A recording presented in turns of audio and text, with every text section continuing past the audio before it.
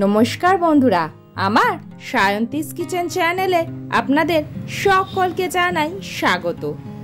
আজকে বানিয়ে দেখাবো এঁচোড়ের একটা রেসিপি। তবে এঁচোড় চিংড়ি বা এঁচোড়ের কালিয়া এগুলো খেতে খেতে যারা বোর হয়ে গেছেন, আজকের রেসিপিটা কিন্তু তাদের জন্য। বাড়িতে অনেক সময় একটা বড় এঁচোড় আনলে পুরোটা রান্না হয় না, অল্প কিছু এঁচোড় থেকেই যায়। তো সেই অল্প এঁচোড় দিয়ে বানিয়ে দেখাবো দুর্দান্ত একটা রেসিপি, যেটা একবার খেলে প্রত্যেকবারই সেটা বানাতে ইচ্ছা হবে এবং বাড়ির সকলেই আবদার করবে সেটা বানানোর জন্য। তার জন্য প্রথমে এঁচোড় আর আলুগুলোকে কড়াইতে সিদ্ধ করে নুন দিয়ে সিদ্ধ করে জল ঝরিয়ে নেওয়া হলো। তারপর তার থেকে অনেকটাই কালিয়া করা হয়েছে, আর বাকি অল্প কিছু এঁচোড় নিয়ে এইবার বানিয়ে দেখাবো সেই দুর্দান্ত রেসিপি।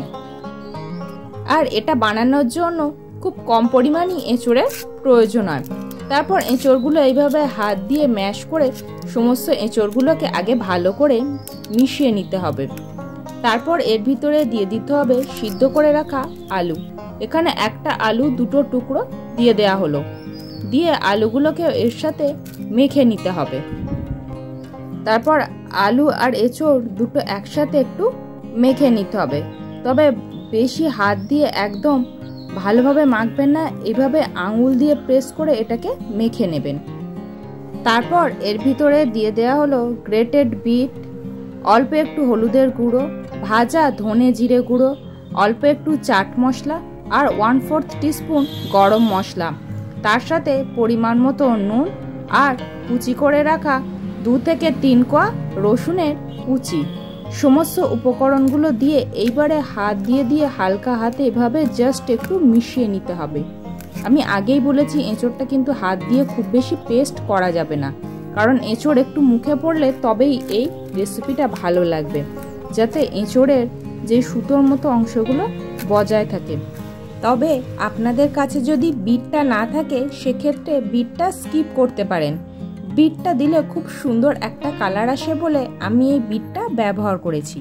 ওগুলো মিশিয়ে নেওয়ার পর তারপর দিয়ে দেওয়া হলো কুচি করে রাখা পেঁয়াজ। পেঁয়াজগুলোকে একটু ছোট করে কুচি করে এর ভিতরে দিয়ে দিতে হবে। এখানে মিডিয়াম সাইজের দুটো পেঁয়াজকে কুচি করে দেওয়া হয়েছে। এবার বাইন্ডিংয়ের জন্য দিয়ে দেওয়া হলো অল্প একটুখানি বেসন। বেসনটা জাস্ট বাইন্ডিংয়ের জন্য দিতে হবে, এর ভিতরে কিন্তু কোনো প্রকার জল ব্যবহার করা যাবে না।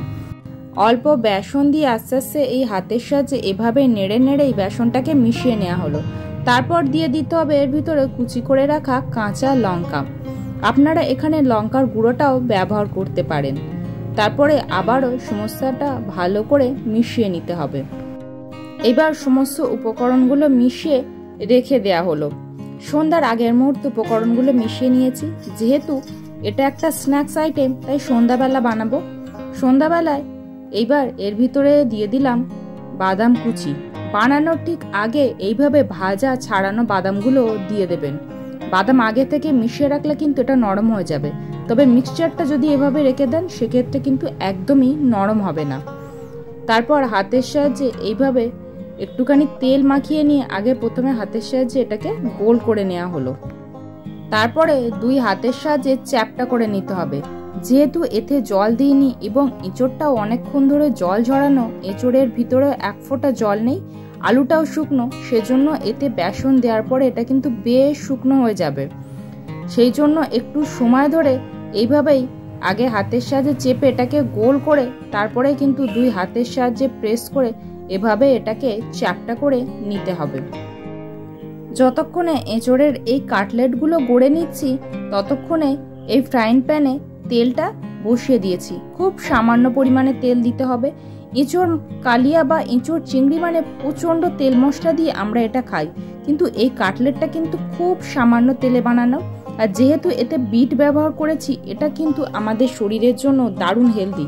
বিশেষত যারা ডায়েট করেন তারা কিন্তু এঁচোড়ের রেসিপি খুব একটা খেতেই পারেন না প্রচণ্ড তেল মশলার কারণে, কিন্তু এঁচোড়ের এই রেসিপিটা কিন্তু দারুণ হেলদি এবং দুর্দান্ত টেস্টি।